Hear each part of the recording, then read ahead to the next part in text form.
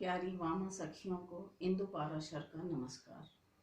सखियों, अभी सिर्फ कुछ ही दिन पहले हमारे बीच से हमारी एक प्रिय सखी, बहुत ही स्नेही स्वभाव वाली वरिष्ठ साहित्यकारा कथाकारा चली गई।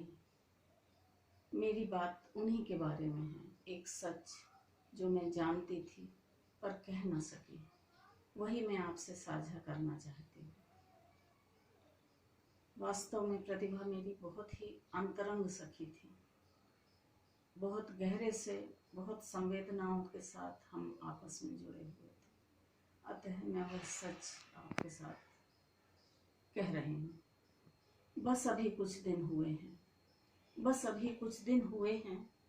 प्रेम का और प्यार का, विश्वास का वह अजस सोता, प्रेम का और प्यार का, विश्वास का वह अजस सोता हो गया है लुप्त आखिर शून्य में, हो गया है लुप्त आखिर शून्य में। जानती थी मैं वही कटु सत्य कब से, जानती थी मैं वही कटु सत्य कब से।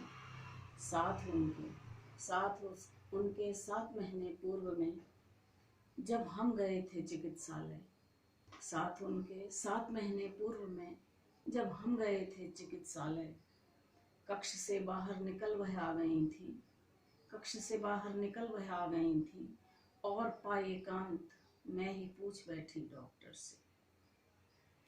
और उत्तर में मिला जो सत्य वह कड़वा जहर था, और उत्तर में मिला जो सत्य वह कड़वा जहर था। हृदय में वह तीर बनकर बैठ गया, हृदय में वह तीर बनकर आन बैठा। चुप रही मैं बोलती क्या और कैसे। रोज चुभता सालता था, दुख रहा देता तीर वह मेरे हृदय में। नहीं सुनना चाहती थी, नहीं सुनना चाहती थी, देखना तो नहीं बिल्कुल, नहीं सुनना चाहती थी, देखना तो नहीं बिल्कुल।